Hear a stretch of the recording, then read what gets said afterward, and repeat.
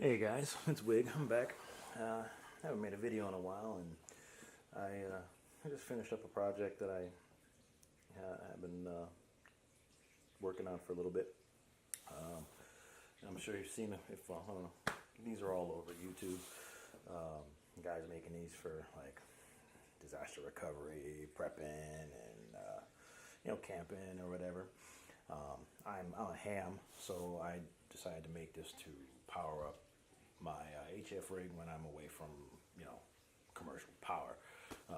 When I take my rig out, go hiking with it or whatever, or just down to the park or whatever, where I can drive down, take this out of the car, drop it on the ground, throw up a little table, throw my antenna up, and power up my rig and solar top off the battery. These I call it a DC power box. I guess these are called all over YouTube. You'll see them. They're labeled as DC solar generators. Okay, I don't know if I'm generating solar, but whatever. So, but I just call it a DC power box. I chose to use a 50 cal ammo can, metal one. I basically picked the metal can because it's a little more character, I guess, than some of the plastic ones. I'll be honest, the plastic ones are much easier to work with, a whole lot easier to drill. Metal's a little bit more difficult to deal with, but if you use the right tools, you can knock it out no problem in no time. So this thing's, it's got the standard fare like you'll see all over YouTube. This side here, we've got the 12, the voltmeter here, and this is the main power switch for the entire can. You saw the other ports on the other side. Every port on here has its own separate switch, so the mains can be on, but everything else can be off at the same time. You're only using what you want to turn on when you want to turn it on. So this first one up here, this is a USB. We got a 1 amp on top and 2.1 on the bottom. Like I said, everything's separate. I guess the 1 amp's great for phone. 2.1 is probably better for tablet, a little bit more juice. So that would work out good for that kind of stuff. On this side here, we've got a. These things are pretty good. These are all weatherproof, I guess you want to call it, weather resistant caps. But this is a 12 volt cigarette lighter. I've got this one on a 10 amp. So anything I could drop at least up to 10 amps on here with that one. So that light, this one here, the switch fires up that one. This one down here I did a little bit different than what you'll probably see for most because of what I use. On my HF rig I use Anderson power poles. So we got two sets of power poles in here. The top one, the red set, that's a 20 amp, it's an out, a power out. So when I flip this switch on, I can put up to 20 amps through this one circuit through here. The yellow that you see down here, this is where I tie in my solar panel. And that's why I color coded it yellow. Solar, sun. So this one on the connections on the other end of on the power out of the solar panel, I've changed them to yellow Andersons because then there's less chance of me mixing them up. I made them both red. I can actually one day, if I'm not paying attention, I could plug into the top, throw the switch, and that throwing power back at the solar panel. So that's probably not a good thing. I don't think it likes that. It is a bad thing. I'm not saying I think. No, for a fact that's not good. So, but again, like I said, everything's on a separate switch. Like again, the bottom one's only an in. This goes directly into the solar charge controller. The top one is out. That's what the switch is powering up right now. So that's that. Again, weather sealed. This switch down here at the bottom, this is a disconnect for the solar charge controller. So I turn that on. And let me grab you. Try to do this without shaking everybody to death, giving everybody camera sick or seasick or motion sickness.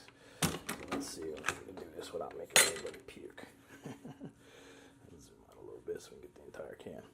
So as you can see right now, in here we've got the battery, solar charge controller, and all my wiring.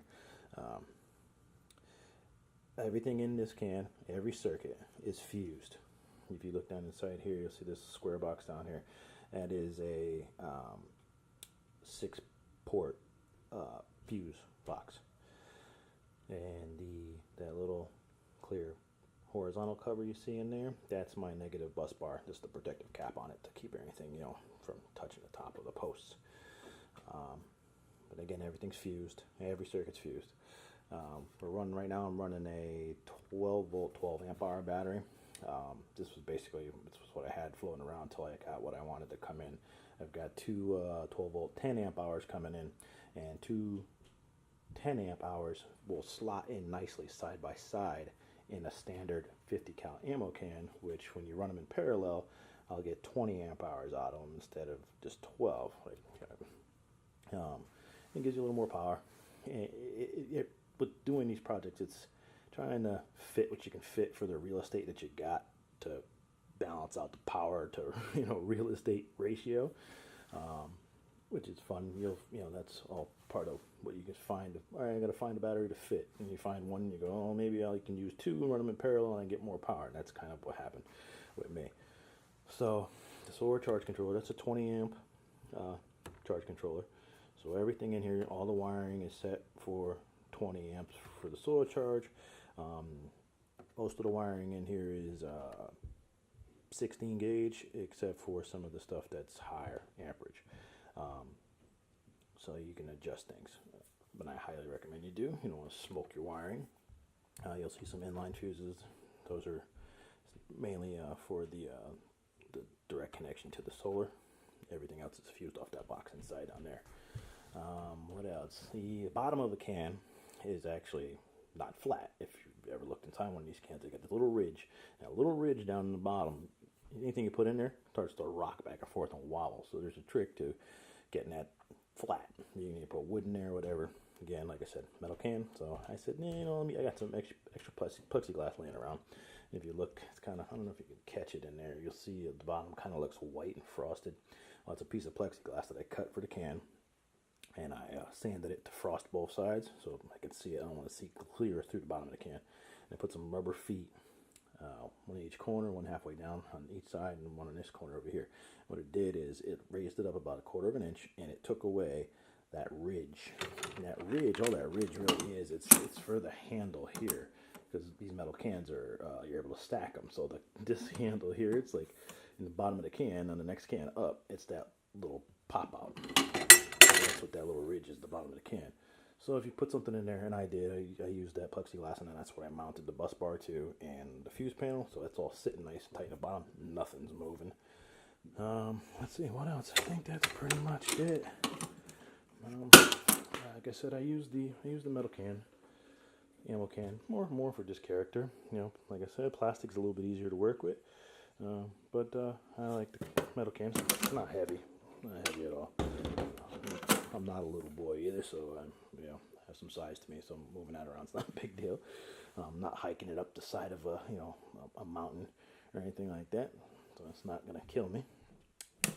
Kill that right there. Here's a little tip: if you do ever choose to do a metal box, say an ammo can or whatever, forget hole saws. Everybody goes, oh yeah, I get a hole saw, cut through it. Listen, forget that. I'm telling you right now. You want a step bit. A step bit, I don't know, for those who don't know, it looks like this.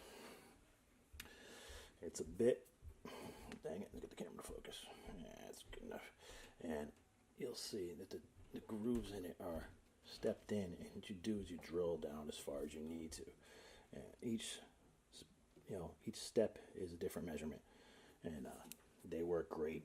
The thing that's the best about them is that when you drill the holes, it automatically deburrs the hole. So you don't have to stand there with a file or sandpaper or anything like that and trying to get it to get smooth. It's a perfect little tool for this kind of work. Oh, you know what I meant to show you. See how I still got that on? Well, when you wire these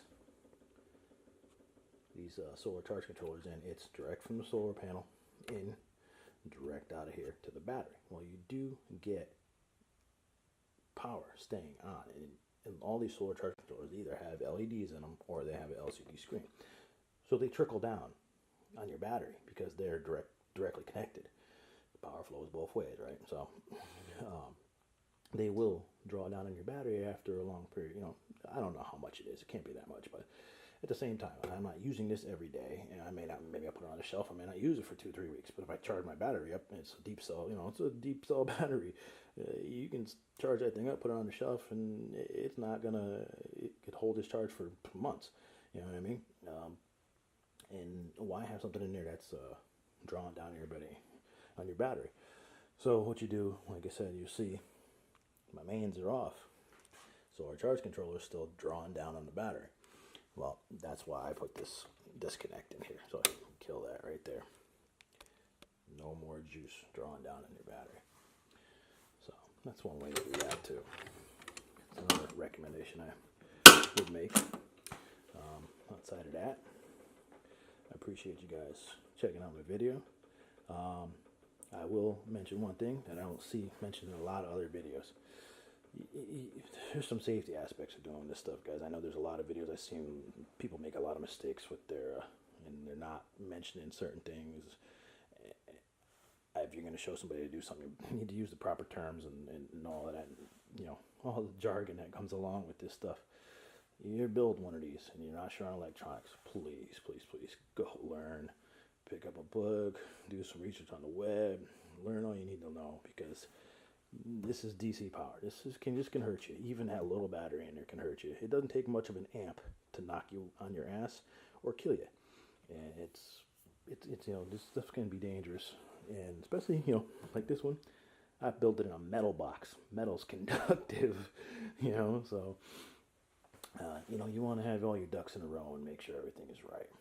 I'm gonna throw some slides in, some snapshots, some screenshots that I had when I was drilling out the holes, and how I made the plate and the plexiglass plate on the bottom of the can to level everything off at the end of this video.